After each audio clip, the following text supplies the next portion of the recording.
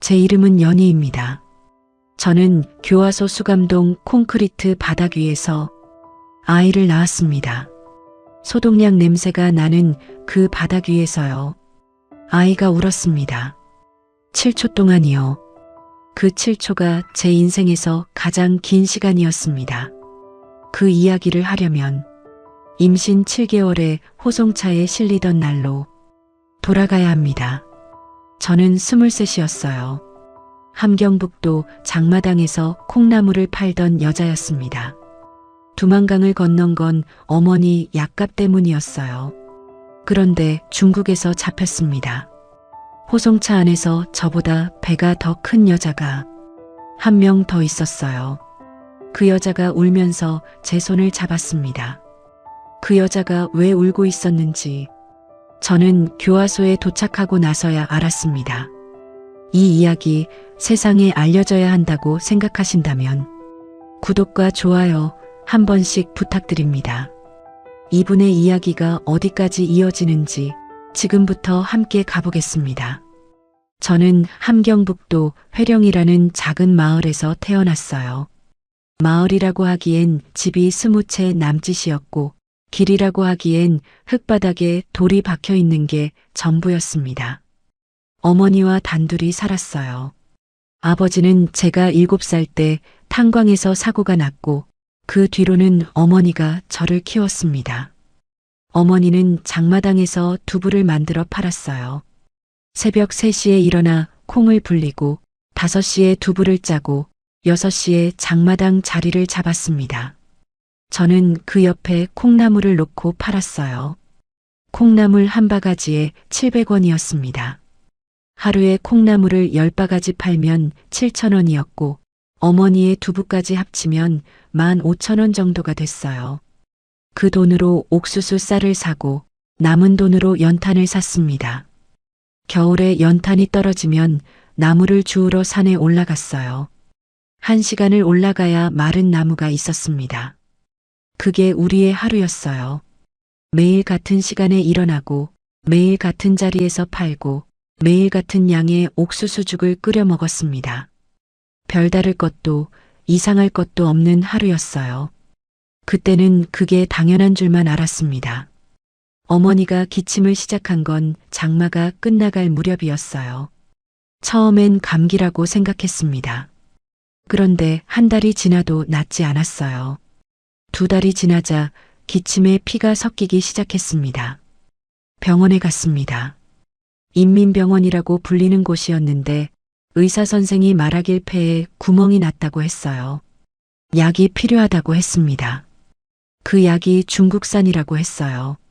가격은 중국 돈 5,000위안. 우리 돈으로 환산하면 제가 콩나물을 1년을 팔아야 하는 금액이었습니다. 어머니는 약 없이 버티겠다고 했어요. 저는 그 말을 들으면서 아무 말도 하지 못했습니다. 그 즈음이었어요. 장마당에서 옆자리에 앉아있던 아주머니가 제 귀에 대고 조용히 말했습니다. 중국에 가면 한 달에 3만 위안 벌 수 있어. 가서 돈 벌고 돌아오면 돼. 저는 그 말을 처음 들었을 때 고개를 저었어요. 그런데 그날 밤 어머니가 기침을 하다가 바닥에 쓰러졌습니다. 일으켜 세웠을 때 어머니의 체중이 38kg밖에 안 된다는 걸 알았어요. 제가 안아 올릴 수 있을 만큼 가벼웠습니다. 다음 날 아침 저는 그 아주머니를 찾아갔습니다. 브로커를 연결해 달라고요.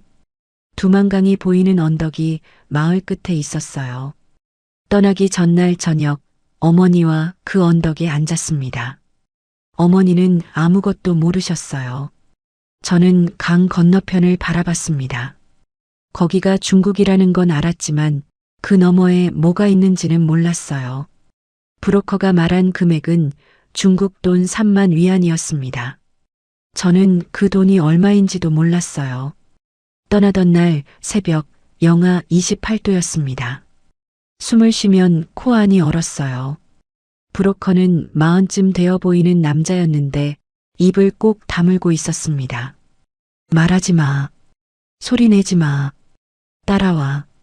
그게 그 사람이 제게 한 전부였어요. 두만강까지는 도보로 4시간이었습니다. 산길이었어요. 나무 사이로 걸었고 발이 빠지면 브로커가 끌어올렸습니다. 한 번도 뒤를 돌아보지 않았어요. 돌아보면 안 갈 것 같았거든요. 두만강에 도착했을 때 강이 얼어 있었습니다. 그런데 한가운데가 깨져 있었어요. 물이 흐르고 있었습니다. 브로커가 말했어요. 여기를 건너야 해. 물이 무릎까지 와. 뛰면 안 돼. 천천히 걸어. 강폭이 47m라고 했습니다. 47m가 얼마나 먼 건지 몰랐어요. 물에 발을 넣는 순간 온몸이 마비되는 것 같았습니다. 차가운 게 아니었어요. 칼로 베는 것 같았습니다. 무릎 아래가 아예 없는 것처럼 느껴졌어요. 제 배는 이미 불러 있었습니다. 그때 저는 몰랐어요. 임신인 줄도 몰랐습니다. 생리가 끊긴 건 알았지만 영양이 부족하면 끊기는 거라고 생각했어요. 강을 건넜습니다. 중국 쪽 둑에 올라섰을 때 다리에 감각이 없었어요. 브로커가 제 팔을 잡아 끌었습니다. 빨리. 차 있어. 어두운 길 끝에 차가 한 대 서 있었어요. 차 안에 남자가 앉아 있었습니다. 40대 중반쯤 되어 보이는 중국 남자였어요. 브로커가 그 남자에게 저를 넘기고 봉투 하나를 받았습니다. 그게 끝이었어요. 차가 움직이기 시작했고 저는 뒷좌석에 앉아서 창밖을 봤습니다. 불빛이 하나도 없는 길이었어요. 1시간을 달렸을까요? 작은 마을이 나왔고 그 마을 끝에 있는 집 앞에서 차가 멈췄습니다. 그 남자의 집이었어요. 방이 하나, 부엌이 하나. 방 크기는 1.5평이었습니다. 저는 그 방에서 살게 됐어요. 남자의 아내로요. 처음엔 밥을 먹을 수 있다는 사실만으로 감사했습니다. 따뜻한 방에서 잘 수 있다는 것만으로요. 하루 3끼를 먹은 건 태어나서 처음이었어요.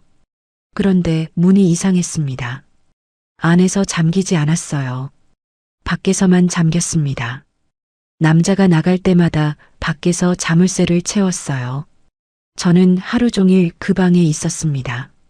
넉 달이 지났을 때 배가 눈에 띄게 불러왔어요. 남자가 마을 의사를 데려왔습니다. 의사가 배를 만지더니 말했어요. 5개월이야. 그때 알았습니다. 강을 건너기 전부터 아이가 있었다는 걸요. 남자는 기뻐했어요. 아들이 생기는 거라고 생각했으니까요. 저는 그날 밤 처음으로 배를 손으로 감쌌습니다. 거기에 사람이 있다는 게 실감이 나지 않았어요. 그 집 문은 안에서 잠기지 않았습니다. 밖에서만 잠겼어요. 중국 공안이 온 건 새벽이었습니다. 문이 부서지듯 열렸어요. 손전등 불빛이 제 얼굴을 비쳤습니다. 3명이었어요. 군복 비슷한 옷을 입고 있었고 한 명이 중국어로 뭔가를 소리쳤습니다. 저는 알아듣지 못했어요. 그냥 손을 머리 위로 올렸습니다. 그러라고 배운 적은 없지만 몸이 먼저 그렇게 움직였어요. 끌려 나왔습니다. 밖에 트럭이 서 있었어요. 트럭 뒤에 여자들이 이미 타고 있었습니다. 8명이었어요. 저까지 9. 모두 조선 여자들이었습니다. 아무도 말을 하지 않았어요. 트럭이 달리기 시작했습니다. 얼마나 달렸는지 모릅니다.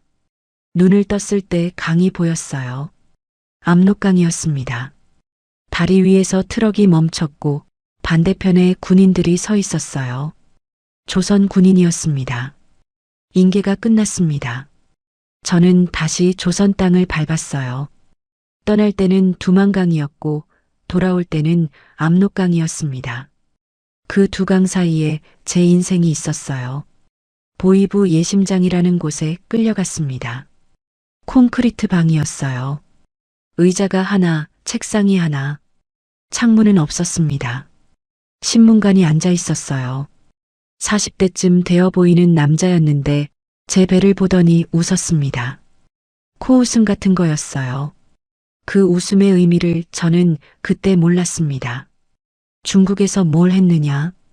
저는 대답했어요. 아무것도 안 했습니다.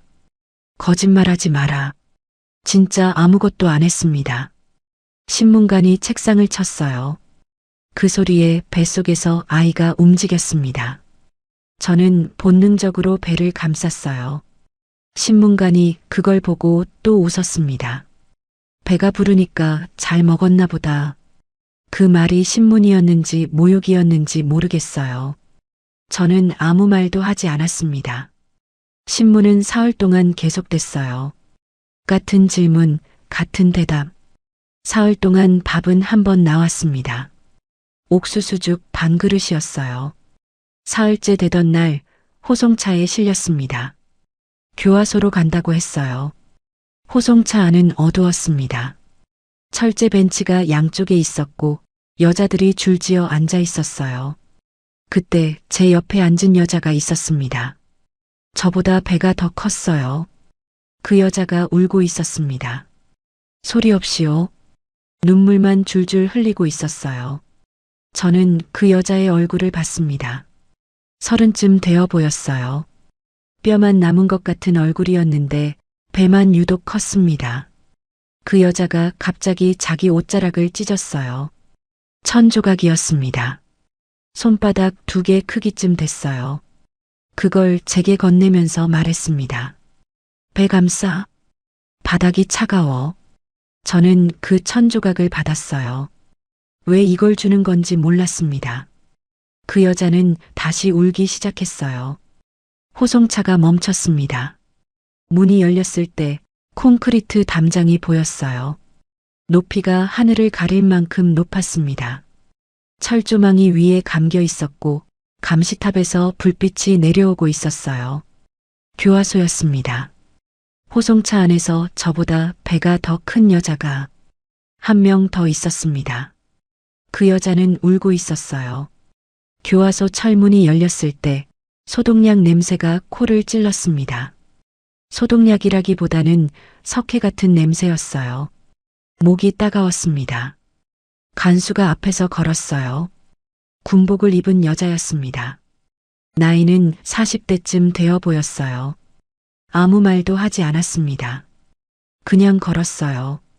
저는 뒤를 따라갔습니다. 복도가 길었어요. 콘크리트 벽에 형광등이 하나씩 달려 있었는데 3개 중 하나는 꺼져 있었습니다. 깜빡이는 불빛 아래로 그림자가 흔들렸어요. 문이 열렸습니다. 12호 여성 수감동. 처음 본 광경을 저는 잊을 수가 없어요. 콘크리트 바닥에 여자들이 앉아 있었습니다. 머리가 밀려 있었어요. 전부요. 얼굴에 살이 없었습니다. 눈만 컸어요. 뼈 위에 눈만 달려 있는 것 같았습니다. 세어봤어요. 42명이었습니다. 15평 남짓한 공간에 42명. 냄새가 심했어요. 사람 냄새라고 해야 할지, 땀과 오줌과 석회가 섞인 냄새라고 해야 할지, 숨을 쉬는 게 고통이었습니다. 저는 그 사이로 걸어 들어갔어요. 아무도 저를 쳐다보지 않았습니다. 눈을 감고 있는 사람도 있었고, 벽을 보고 앉아 있는 사람도 있었어요. 그런데 한쪽 구석이 달랐습니다. 수감동 왼쪽 끝에 여자 3명이 따로 모여 있었어요. 그 3명의 배가 불러 있었습니다. 저처럼요.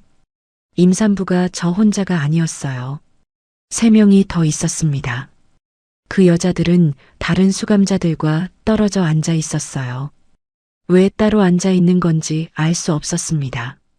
그때 누군가 제 팔을 잡았어요. 호송차에서 1000조각을 줬던 그 여자였습니다. 30쯤 되어 보이던 그 여자.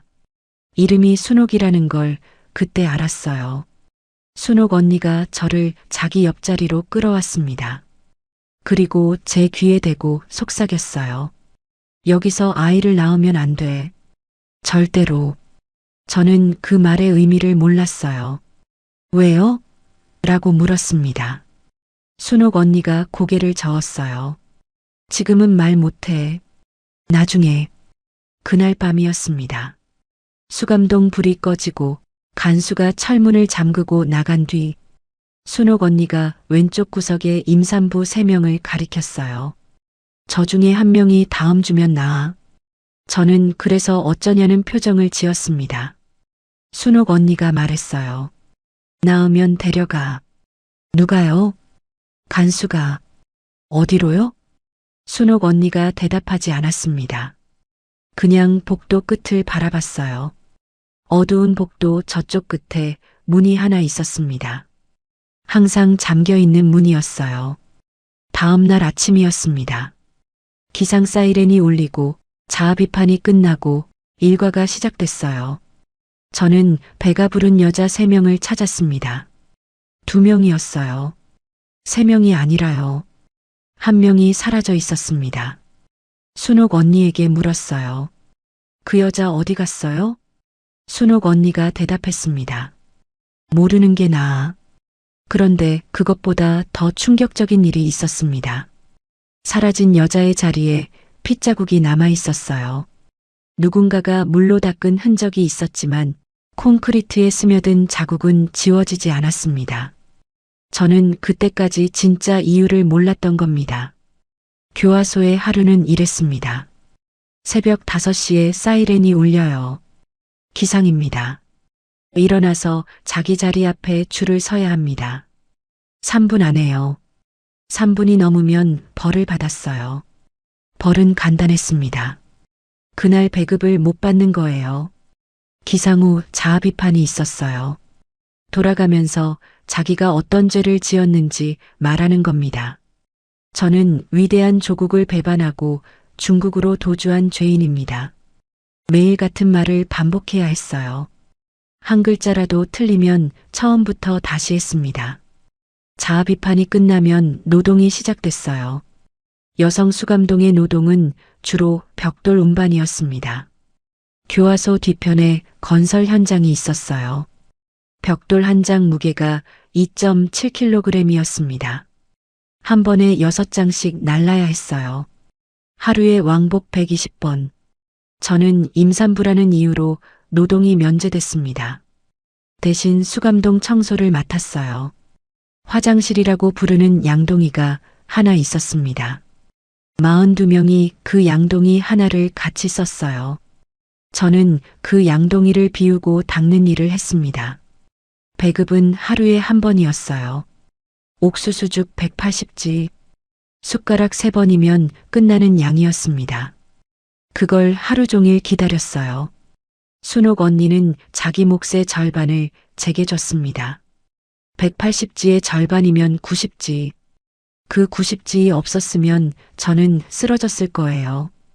왜 이렇게까지 해주시는 거예요? 순옥 언니가 대답하지 않았어요. 그냥 제 배를 바라봤습니다. 밤이 되면 순옥 언니가 조용히 말해줬어요. 교화소 구조를요.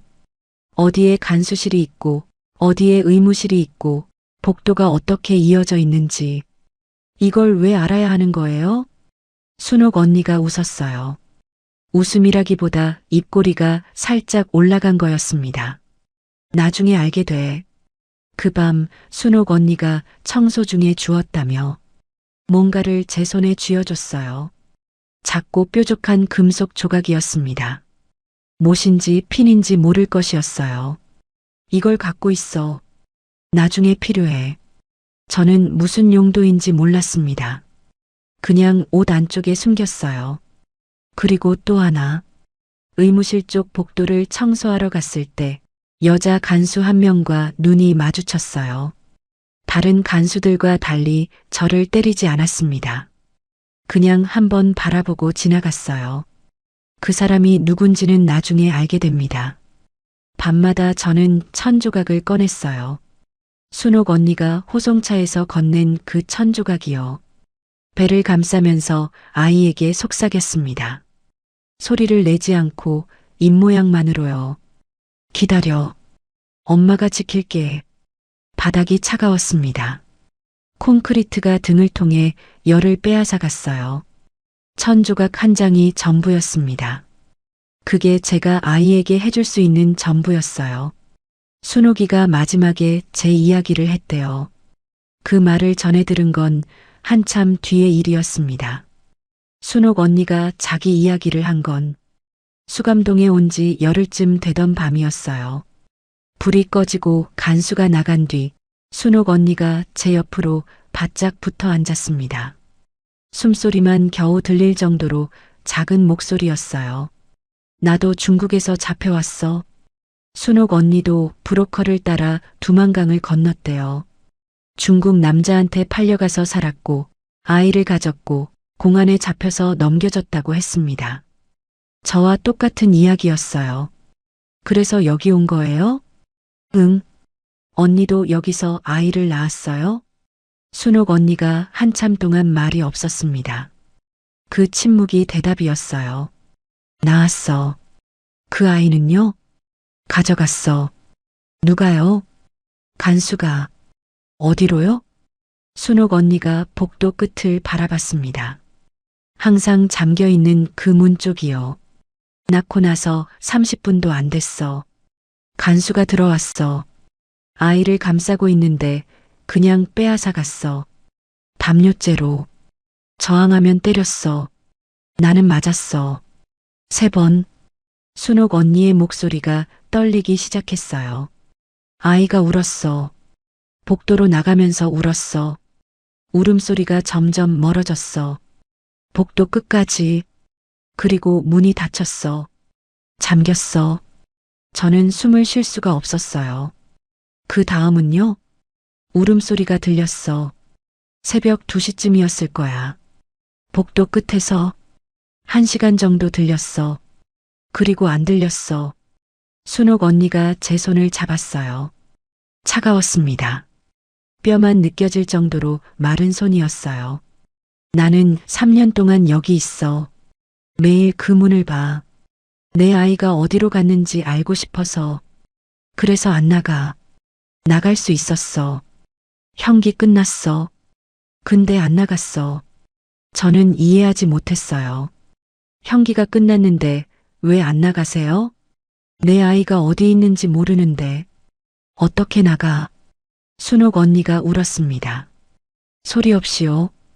호송차에서 울던 것처럼 눈물만 줄줄 흘렸어요. 저는 그때 알았습니다.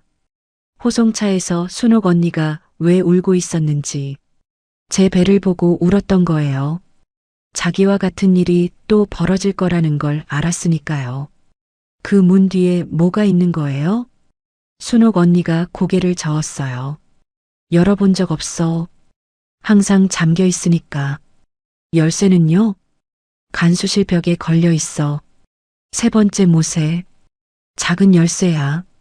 순옥 언니가 그 열쇠의 위치를 어떻게 알고 있느냐고 물으려 했지만 순옥 언니가 먼저 말했어요. 3년 동안 봤으니까.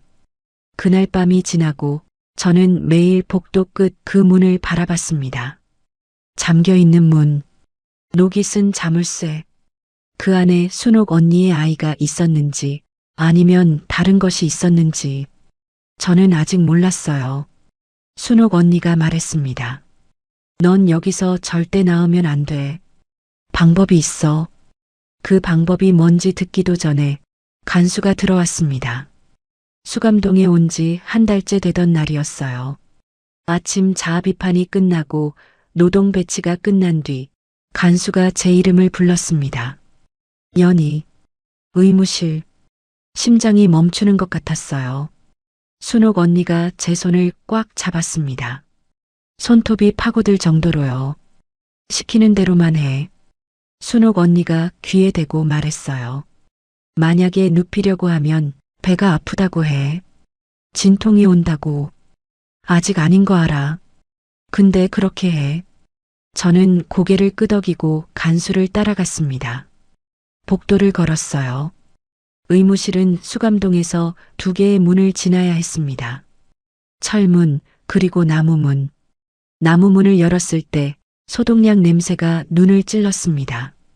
진짜 소독약이었어요. 수감동의 석회 냄새와는 달랐습니다. 의무실 안에 침대가 2개 있었어요. 하나는 비어 있었고 하나에 여자가 누워 있었습니다. 그 여자를 봤을 때 저는 걸음을 멈췄어요. 눈이 텅 비어 있었습니다. 천장을 바라보고 있었는데 아무것도 보지 않는 눈이었어요. 숨은 쉬고 있었지만 움직이지 않았습니다. 배가 있었어요. 불렀어야 할 배가. 그런데 납작했습니다. 저는 그 순간 이해했어요. 이 방에서 무슨 일이 벌어지는 건지. 의무관이 앉아 있었습니다. 흰 가운을 입은 남자였어요. 50대쯤 되어 보였습니다. 클립보드를 들고 있었어요. 몇 개월이냐? 8달입니다. 의무관이 제 배를 만졌어요. 장갑을 끼지 않은 손이었습니다. 차가웠어요. 여기 앉아. 빈 침대를 가리켰습니다. 녹슨 철제 프레임이었어요. 시트 같은 건 없었습니다. 그냥 철판 위에 얇은 천이 깔려 있었어요. 저는 앉으려다가 순옥 언니의 말이 떠올랐습니다. 눕히려고 하면 진통이 온다고 해. 의무관이 말했어요. 누워. 그 순간 배를 움켜쥐었습니다. 아, 배가 아파요. 소리를 질렀어요. 진짜 아픈 것처럼요. 몸을 웅크렸습니다. 진통이 온 것 같아요. 아이가 나오려는 것 같아요. 의무관이 멈칫했어요. 클립보드를 내려놓고 제 배를 다시 만졌습니다. 아직 아닌데. 아파요. 진짜 아파요. 간수가 문 밖에서 소리쳤어요. 뭐야, 무슨 일이야? 의무관이 짜증을 냈습니다. 진통인 것 같은데. 여기서 낳게 할 수는 없잖아. 수감동으로 돌려보내. 간수가 들어와서 제 팔을 잡았어요. 끌려가다시피 의무실을 나왔습니다. 복도를 걸으면서 뒤를 돌아봤어요. 침대에 누워있던 그 여자의 텅 빈 눈이 아직도 천장을 보고 있었습니다. 수감동으로 돌아왔어요. 순옥 언니를 찾았습니다. 없었어요. 순옥 언니의 자리가 비어 있었습니다. 옆에 있던 여자에게 물었어요. 순옥 언니 어디 갔어요? 그 여자가 고개를 저었습니다. 간수가 데려갔어. 제가 의무실에 가 있는 동안 순옥 언니가 불려간 거였어요. 저는 순옥 언니의 빈자리에 앉아서 기다렸습니다. 하루가 지났어요. 이틀이 지났어요. 순옥 언니가 돌아오지 않았습니다. 사흘째 되던 날 새벽이었어요. 간수가 철문을 열고 누군가를 밀어 넣었습니다. 순옥 언니였어요. 걸을 수 없었습니다. 바닥에 무릎부터 떨어졌어요. 저는 달려갔습니다. 순옥 언니의 얼굴을 보고 저는 소리를 지를 뻔했어요. 왼쪽 눈 아래부터 턱까지 멍이 들어 있었습니다. 보라색이 아니라 검은색이었어요. 입술이 갈라져서 피가 말라 있었고 왼쪽 갈비뼈 쪽을 손으로 누르고 있었습니다. 숨을 쉴 때마다 신음이 새어나왔어요. 언니 무슨 일이에요? 순옥 언니가 저를 올려다봤습니다. 부어서 거의 안 뜨이는 눈으로요. 너 때문에 맞은 거야. 저는 얼어붙었어요. 의무실에서 내가 도망친 거, 내가 시킨 걸로 알고 있더라. 순옥 언니가 웃었어요. 입술이 갈라진 채로 피가 다시 배어나왔습니다. 언니가 시킨 거 맞잖아요. 그렇지. 저는 울었습니다. 소리를 내면 안 되니까 입을 천조각으로 막고 울었어요. 순옥 언니가 건넨 바로 그 천조각으로요. 울지 마. 시간 없어. 순옥 언니가 제 손을 잡았습니다. 뼈밖에 없는 손이었어요. 그런데 힘이 있었습니다. 잘 들어. 이 아이를 여기서 낳으면 안 돼. 낳으면 데려가. 내 아이처럼. 그 문 뒤로. 그래서 어떡해요? 여기서 낳고 바로 나가야 해. 나간다니요. 어떡해요? 순옥 언니가 천천히 말했어요. 숨을 쉬기 힘든 상태에서 한마디 한마디가 신음 사이로 나왔습니다. 간수 교대 시간이 자정부터 새벽 2시야. 그 사이에 복도에 아무도 없어. 환기구가 있어. 간수실 옆 복도 끝에. 그 환기구를 열면 건물 밖으로 나갈 수 있어. 환기구를 어떻게 열어요? 내가 줬잖아. 오장에서 순옥 언니가 건넨 금속 조각이 떠올랐어요. 환기구 나사를 풀 수 있는 철심이었습니다. 밖에 나가면 담장이 있어. 3.5m. 담장 아래쪽에 나무 상자가 쌓여 있어. 그걸 밟고 올라가면 넘을 수 있어. 언니가 왜 이걸 다 알아요? 순옥 언니가 웃었어요. 3년 동안 봤으니까. 같이 가요. 순옥 언니가 고개를 저었습니다. 나는 안 가. 왜요? 여기 있어야 해. 왜요? 순옥 언니가 한참을 아무 말 없이 제 눈을 바라봤어요. 그리고 말했습니다. 의무실에 여자 간수 하나 있잖아. 너 때리지 않았던 그 사람, 내가 3년 동안 마음을 얻었어.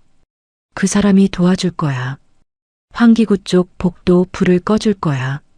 근데 그 사람은 나만 믿어. 내가 여기 있어야 그 사람이 움직여. 저는 아무 말도 할 수 없었어요. 순옥 언니가 제 배를 바라봤습니다. 그리고 말했어요. 이 아이를 데리고 나가. 살아서 나가서 세상에 알려. 여기서 무슨 일이 벌어지는지, 내 아이한테 무슨 짓을 했는지. 저는 고개를 끄덕였어요. 울면서요. 순옥 언니가 마지막으로 말했습니다. 복도 끝 잠긴 방. 열쇠가 간수실 벽 3번째 못에 있어. 내가 나가기 전에 한번 봐. 봐야 해. 봐야 세상에 말할 수 있으니까.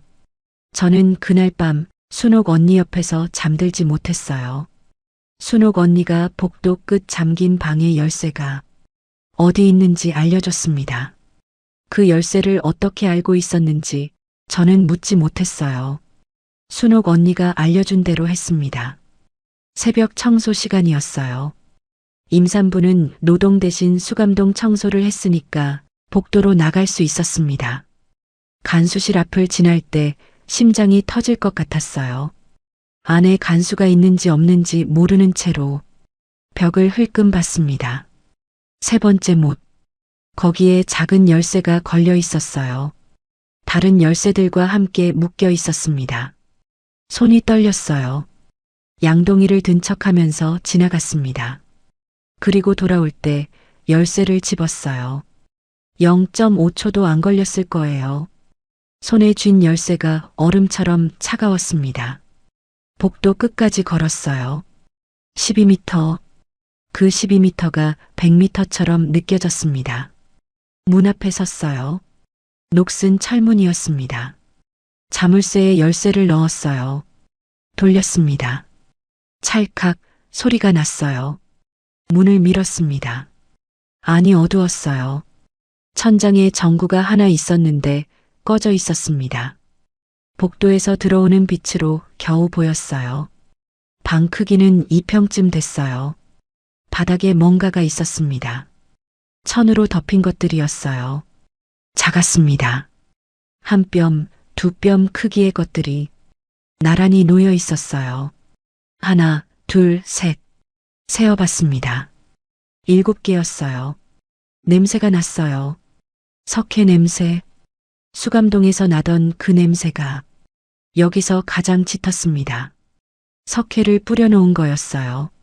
저는 천 하나를 들어 올렸습니다. 그 순간 소리를 지르지 못했어요. 입을 막은 건 제 손이었습니다. 두 손으로 입을 틀어막았습니다. 무릎이 꺾였어요. 바닥에 주저앉았습니다. 천 아래에 있었던 건 다 쓰지 못하겠어요.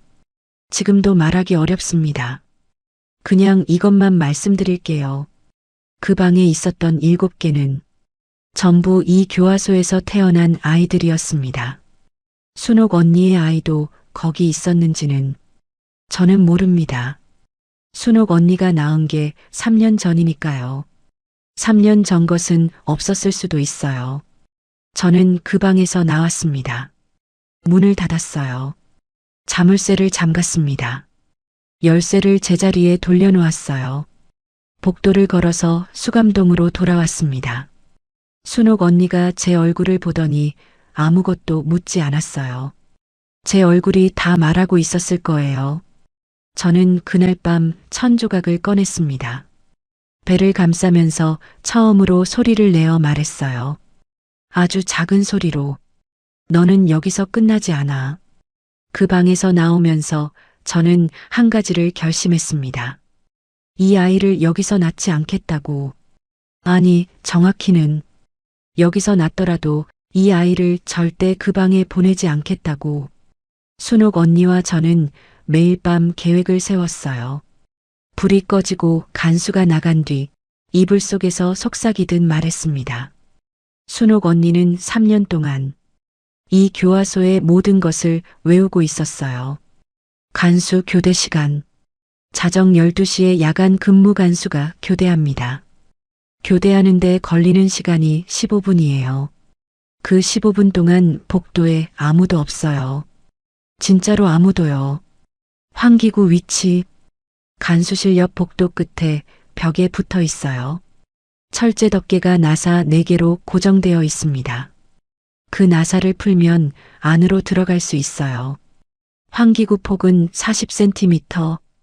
제 몸이 겨우 들어갈 크기였습니다. 환기구를 통과하면 건물 외벽으로 나옵니다. 외벽에서 담장까지는 약 30m. 담장 높이는 3.5m. 담장 아래 서쪽 끝에 나무 상자가 쌓여 있어요. 건설 자재를 옮기다 놔둔 거였습니다. 상자 높이가 약 1.2m. 그걸 밟으면 담장 위에 손이 닿아요. 담장을 넘으면 외부 도로까지 800m. 산길이에요. 내리막이라 뛰면 10분. 걸으면 20분. 도로에 나가면 어떻게 해요? 순옥 언니가 말했어요. 차가 있을 거야. 차요? 내가 연락해놨어. 어떻게요? 의무실 간수 있잖아. 그 사람이 밖에 연락할 수 있어. 내가 3년 동안 그 사람을 설득했어. 처음엔 밥 한 숟가락 나눠주는 것부터 시작했어. 그 다음엔 그 사람 아이 이야기를 들어줬어. 간수도 사람이야. 마음이 있어. 3년이면 마음이 움직여. 그때 저는 오장에서 순옥 언니가 건넨 금속 조각의 정체를 완전히 이해했어요. 환기구 나사를 풀 수 있는 철심이었습니다. 순옥 언니가 이걸 언제 준비한 건지, 그리고 의무실에서 저를 때리지 않았던 여자 간수. 순옥 언니가 3년간 조금씩 마음을 얻어온 사람이었어요. 그 간수가 탈출 당일 환기구 쪽 복도에 불을 꺼줄 거였습니다. 언니, 응, 같이 가요. 순옥 언니가 웃었어요. 입술이 아직 다 낫지 않은 채로. 나는 안 가. 왜요? 그 간수가 나만 믿어. 내가 여기 있어야 그 사람이 움직여. 내가 나가면 그 사람도 위험해져. 그럼 너도 못 나가. 저는 아무 말도 할 수 없었어요. 그리고 순옥 언니가 복도 끝을 바라봤어요. 잠긴 방 쪽을요. 나는 아직 내 아이를 못 찾았어. 찾을 때까지 여기 있을 거야. 저는 순옥 언니의 손을 잡았습니다. 잡은 손을 놓지 못했어요. 나가서 세상에 알려. 여기서 무슨 일이 벌어지는지. 그게 내가 할 일이야. 그게 내 아이한테 해줄 수 있는 마지막이야. 순옥 언니가 마지막으로 말했습니다. 아이 이름은 내가 지어. 살아서 나가는 거니까 살았다는 뜻으로 지어. 저는 고개를 끄덕였어요. 울면서요. 순옥 언니가 제 배를 한번 만졌습니다. 처음이자 마지막이었어요. 버텨. 조금만. 그날 밤 이후로 저는 매일 밤 환기구 위치를 확인하고 간수 교대 시간을 세고 담장까지 거리를 머릿속에 그렸습니다. 아이가 언제 나올지 몰랐어요. 그 전에 준비가 끝나야 했습니다. 순옥 언니와 저는 매일 밤 계획을 세웠어요. 불이 꺼지고 간수가 나간 뒤 이불 속에서 속삭이듯 말했습니다. 순옥 언니는 3년 동안 이 교화소의 모든 것을 외우고 있었어요. 간수 교대 시간. 자정 12시에 야간 근무 간수가 교대합니다. 교대하는데 걸리는 시간이 15분이에요. 그 15분 동안 복도에 아무도 없어요. 진짜로 아무도요. 환기구 위치, 간수실 옆 복도 끝에 벽에 붙어 있어요. 철제 덮개가 나사 4개로 고정되어 있습니다. 그 나사를 풀면 안으로 들어갈 수 있어요. 환기구 폭은 40cm, 제 몸이 겨우 들어갈 크기였습니다. 환기구를 통과하면 건물 외벽으로 나옵니다. 외벽에서 담장까지는 약 30m, 담장 높이는 3.5m, 담장 아래 서쪽 끝에 나무 상자가 쌓여 있어요. 건설 자재를 옮기다 놔둔 거였습니다. 상자 높이가 약 1.2m. 그걸 밟으면 담장 위에 손이 닿아요. 담장을 넘으면 외부 도로까지 800m. 산길이에요. 내리막이라 뛰면 10분. 걸으면 20분. 도로에 나가면 어떻게 해요? 순옥 언니가 말했어요. 차가 있을 거야. 차요? 내가 연락해놨어. 어떻게요? 의무실 간수 있잖아. 그 사람이 밖에 연락할 수 있어. 내가 3년 동안 그 사람을 설득했어. 처음엔 밥 한 숟가락 나눠주는 것부터 시작했어. 그 다음엔 그 사람 아이 이야기를 들어줬어. 간수도 사람이야. 마음이 있어. 3년이면 마음이 움직여. 그때 저는 오장에서 순옥 언니가 건넨 금속 조각의 정체를 완전히 이해했어요. 환기구 나사를 풀 수 있는 철심이었습니다. 순옥 언니가 이걸 언제 준비한 건지, 그리고 의무실에서 저를 때리지 않았던 여자 간수. 순옥 언니가 3년간 조금씩 마음을 얻어온 사람이었어요. 그 간수가 탈출 당일 환기구 쪽 복도에 불을 꺼줄 거였습니다. 언니, 응, 같이 가요. 순옥 언니가 웃었어요. 입술이 아직 다 낫지 않은 채로. 나는 안 가. 왜요? 그 간수가 나만 믿어. 내가 여기 있어야 그 사람이 움직여. 내가 나가면 그 사람도 위험해져. 그럼 너도 못 나가. 저는 아무 말도 할 수 없었어요. 그리고 순옥 언니가 복도 끝을 바라봤어요. 잠긴 방 쪽을요. 나는 아직 내 아이를 못 찾았어. 찾을 때까지 여기 있을 거야. 저는 순옥 언니의 손을 잡았습니다. 잡은 손을 놓지 못했어요. 나가서 세상에 알려. 여기서 무슨 일이 벌어지는지. 그게 내가 할 일이야. 그게 내 아이한테 해줄 수 있는 마지막이야. 순옥 언니가 마지막으로 말했습니다. 아이 이름은 내가 지어. 살아서 나가는 거니까 살았다는 뜻으로 지어. 저는 고개를 끄덕였어요. 울면서요. 순옥 언니가 제 배를 한번 만졌습니다. 처음이자 마지막이었어요. 버텨. 조금만. 그날 밤 이후로 저는 매일 밤 환기구 위치를 확인하고 간수 교대 시간을 세고 담장까지 거리를 머릿속에 그렸습니다. 아이가 언제 나올지 몰랐어요. 그 전에 준비가 끝나야 했습니다. 그날이 왔어요. 배가 아프기 시작한 건 오후였습니다. 처음엔 참을만 했어요.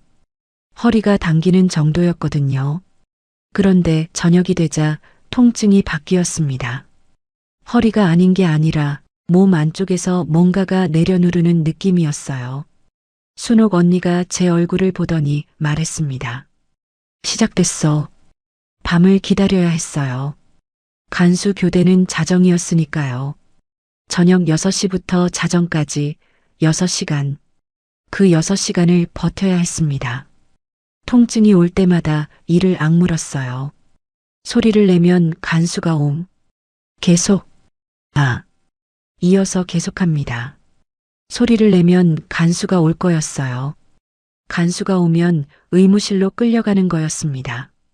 의무실로 가면 끝이었어요. 순옥 언니가 제 옆에 앉았습니다. 제 손을 잡았어요. 통증이 올 때마다 손을 꽉 쥐었습니다. 순옥 언니가 손을 놓지 않았어요. 옆에 있던 수감자 2명이 다가왔습니다. 이름은 몰라요. 한 명은 40대였고 한 명은 20대였어요. 두 사람이 제 주위에 앉았습니다. 벽처럼요. 다른 사람들이 못 보게 가려준 거예요. 9시가 됐어요. 통증 간격이 줄어들기 시작했습니다. 처음엔 15분이었는데 9시 반쯤 되니까 8분이었어요. 10시가 되자 5분이었습니다. 빨라지고 있어. 순옥 언니가 말했어요. 11시. 통증 간격이 3분이었습니다. 몸 전체가 뒤틀리는 것 같았어요. 소리를 참기 위해 천조각을 입에 물었습니다. 순옥 언니가 건넨 바로 그 천조각이요. 이를 악물었어요. 천조각에 이빨 자국이 파였습니다. 11시 반. 간수가 마지막 점검을 하러 들어왔어요. 철문이 열리는 소리가 났습니다. 순옥 언니가 재빨리 제 위에 이불을 덮었어요. 저는 옆으로 누운 척했습니다. 통증이 왔어요. 그 순간에 이를 깨물었습니다. 숨을 멈췄어요. 심장이 입 밖으로 나올 것 같았습니다. 간수가 손전등을 비추며 지나갔어요. 한 바퀴 돌고 나갔습니다. 철문이 닫혔어요. 됐어. 순옥 언니가 말했어요. 자정이 가까워졌습니다. 교대 시간 15분의 공백. 그런데 아이가 기다려주지 않았어요. 11시 50분. 몸이 쪼개지는 것 같았습니다. 아이가 나오려고 했어요. 순옥 언니가 제 다리 쪽에 앉았습니다.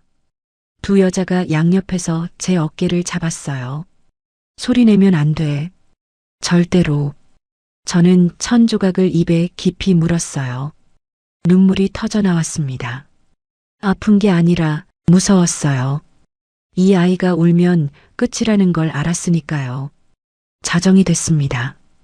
밖에서 간수 교대 소리가 들렸어요. 군화 소리가 복도를 지나갔습니다. 멀어졌어요. 사라졌습니다. 15분이 시작됐어요. 자정 3분. 아이가 나왔습니다. 순옥 언니의 두 손이 아이를 받았어요. 작았습니다. 제 두 손바닥을 합친 것보다 조금 더 큰 정도였어요. 울음소리가 터졌습니다. 세상에서 가장 작은 울음소리였어요. 그런데 그 수감동 안에서는 세상에서 가장 큰 소리였습니다. 순옥 언니가 즉시 아이 입을 가볍게 감쌌어요. 아이의 울음이 멈추기까지 7초. 그 7초 동안 저는 숨을 쉬지 않았어요. 아무도 숨을 쉬지 않았습니다. 수감동 전체가 멈춰 있었어요. 간수가 오지 않았습니다.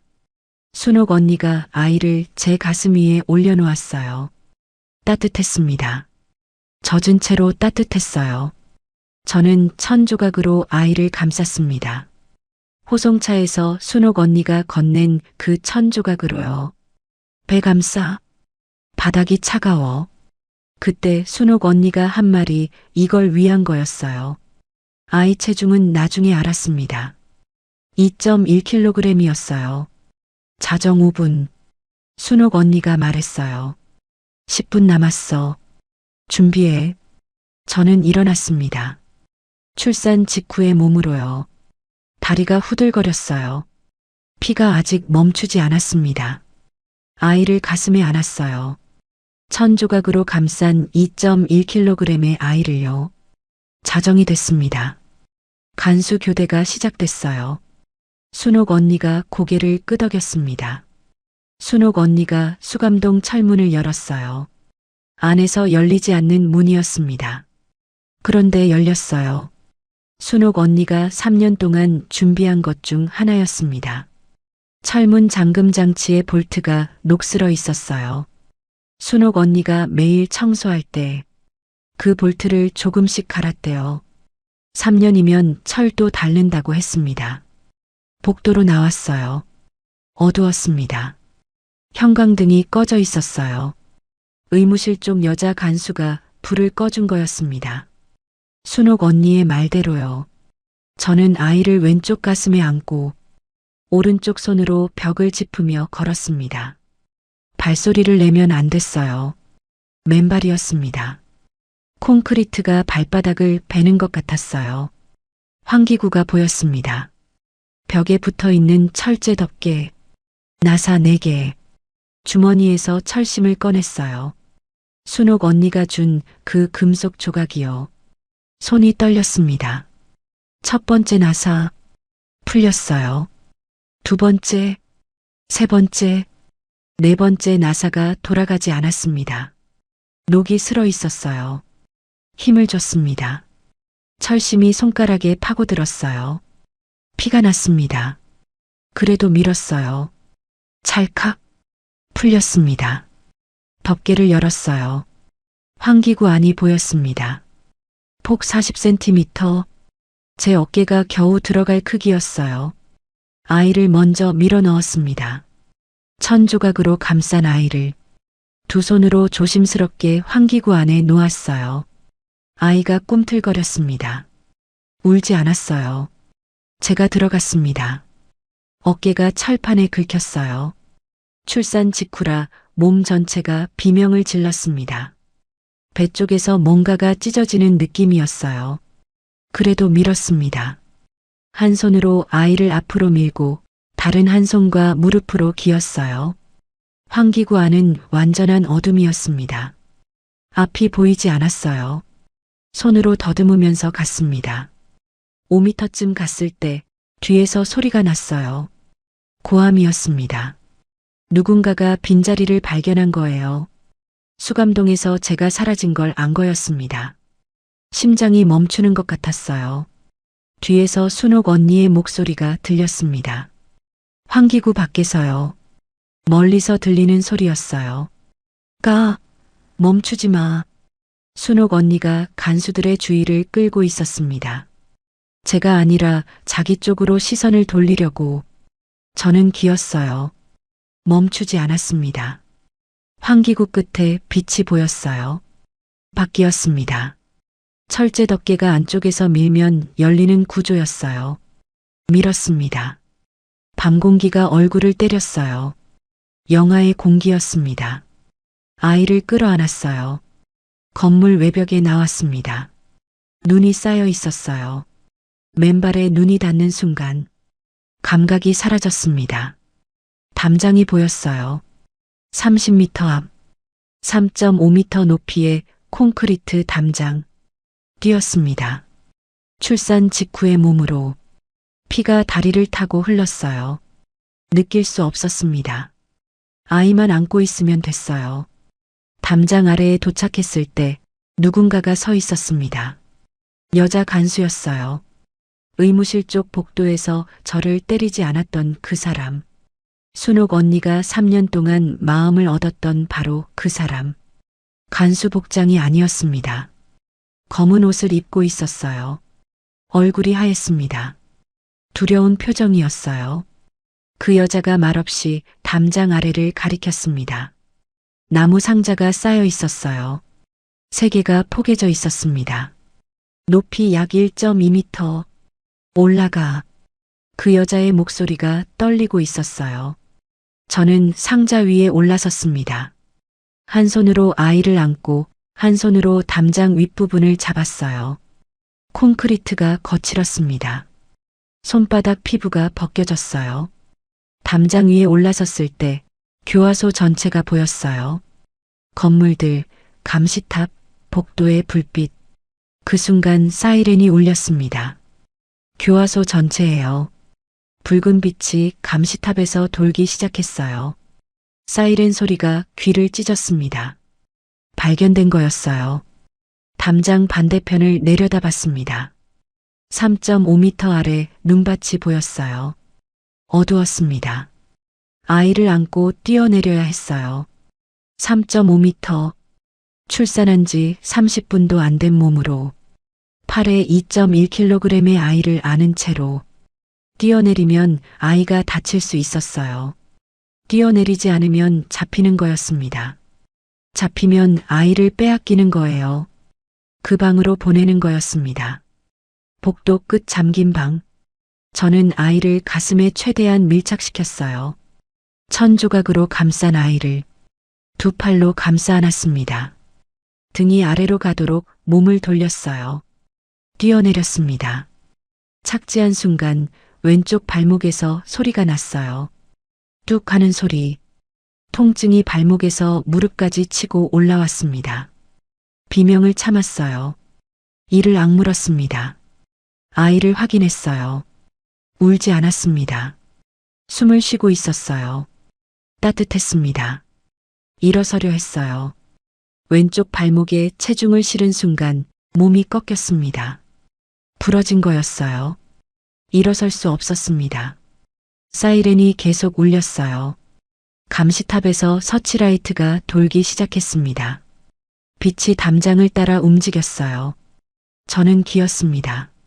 한 팔로 아이를 안고 나머지 한 팔과 무릎으로 눈밭을 기었어요. 도로까지 800m, 순옥 언니가 말한 800m, 100m를 기었을 때 뒤에서 개 짖는 소리가 들렸어요.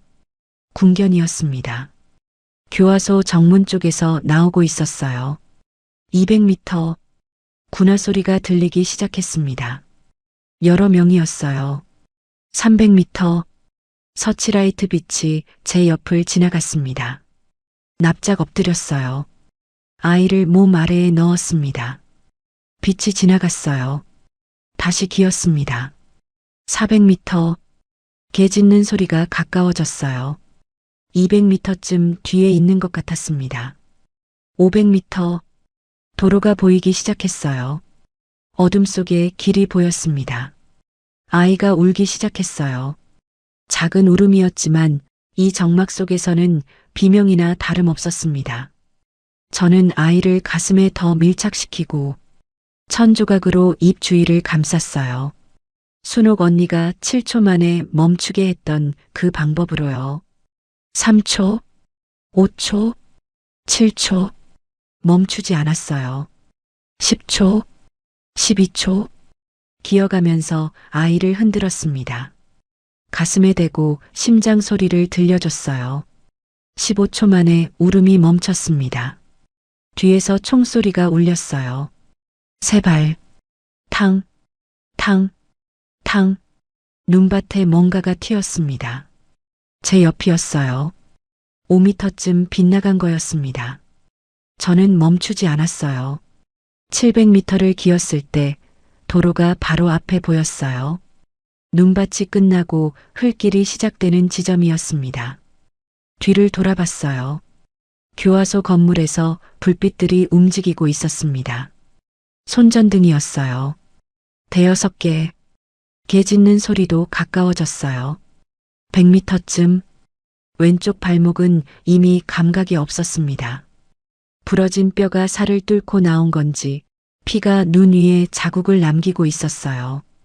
뒤를 보면 붉은 선이 이어져 있었습니다. 그 선을 따라오면 저를 찾을 수 있었어요. 도로에 올라섰습니다. 무릎으로요. 일어설 수 없으니까 무릎으로 올라갔어요.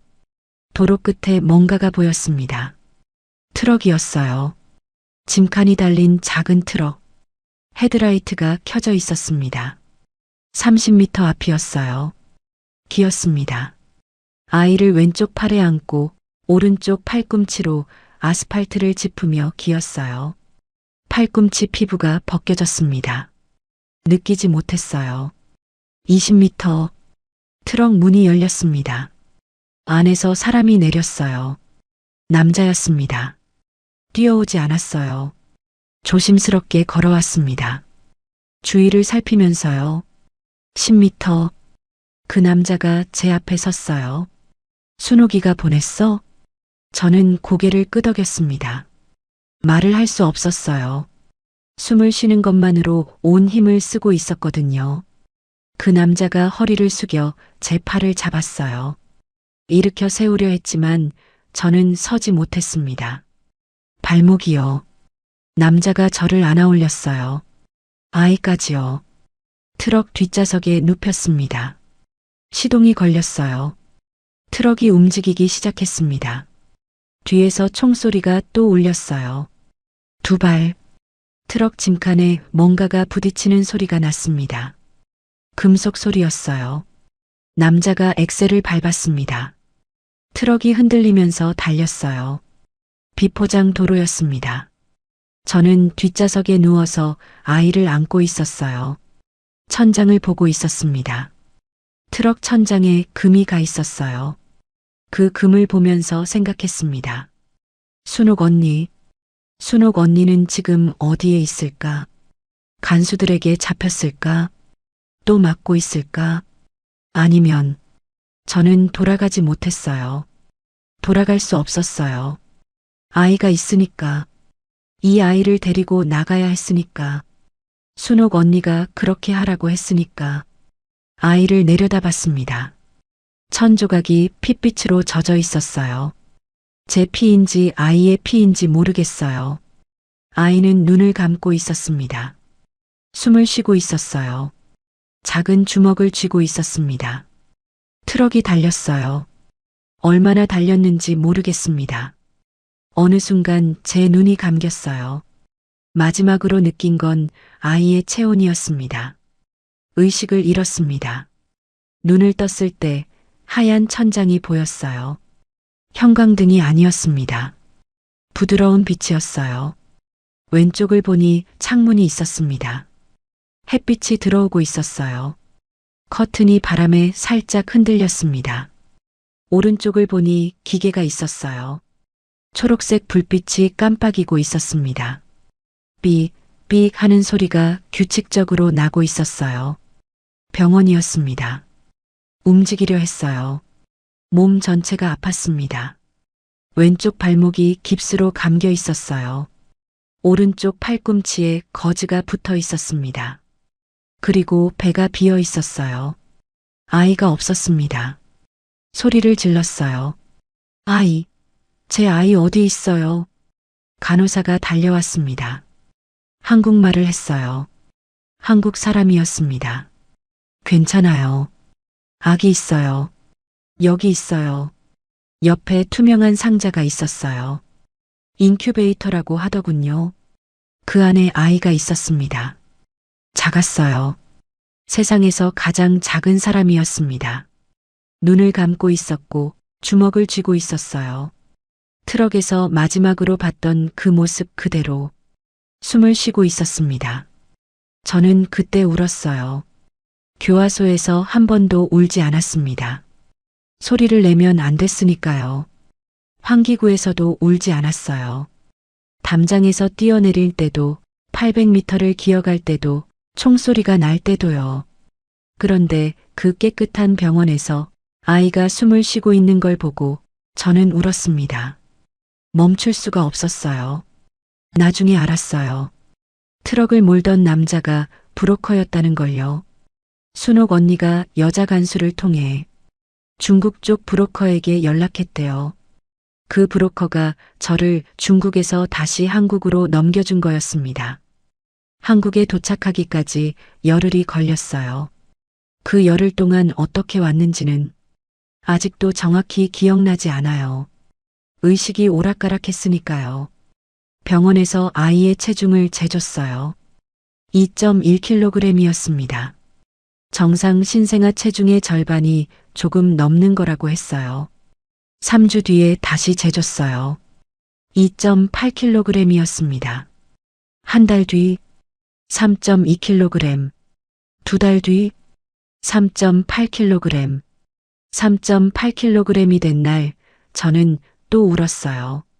아이가 살고 있다는 게 실감났거든요. 아이 이름을 지었습니다. 순옥 언니가 말했잖아요. 살아서 나가는 거니까 살았다는 뜻으로 지어. 사리. 이름은 사리입니다. 살아서 나왔으니까요. 순옥 언니 소식을 수소문했어요. 한국에 와서 탈북민 단체에도 물어보고 같은 교화소 출신 사람을 찾아다녔습니다. 아무도 몰랐어요. 순옥 언니가 어떻게 됐는지, 살아있는지, 아직 그 교화소에 있는지 모릅니다. 다만 한 가지는 알아요. 순옥이가 마지막에 제 이야기를 했대요. 같은 교화소에 있다가 나중에 풀려난 여자한테 들었어요. 순옥 언니가 그 여자한테 말했대요. 연이라는 여자가 있었어. 그 여자가 아이를 데리고 나갔어. 세상에 알려줄 거야. 저는 지금 그 약속을 지키고 있습니다. 순옥 언니가 시킨 대로요. 세상에 알려달라고 한 그 말대로요. 천조각은 아직 갖고 있어요. 순옥 언니가 호송차에서 건넨 그 천조각. 아이를 감쌌던, 출산할 때 입에 물었던, 핏빛이 배어 있는 그 천조각. 빨아도 핏빛이 안 빠져요. 안 빠져도 괜찮습니다. 이게 우리가 살아나온 증거니까요. 사리는 지금 5살이에요. 어린이집에 다닙니다. 오늘 아침에 현관에서 신발을 신으면서 저한테 말했어요. 엄마, 오늘 뭐 해? 저는 대답했습니다. 엄마가 해야 할 이야기가 있어.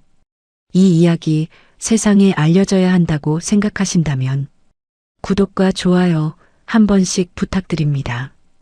여러분의 응원이 또 다른 이야기의 시작이 됩니다.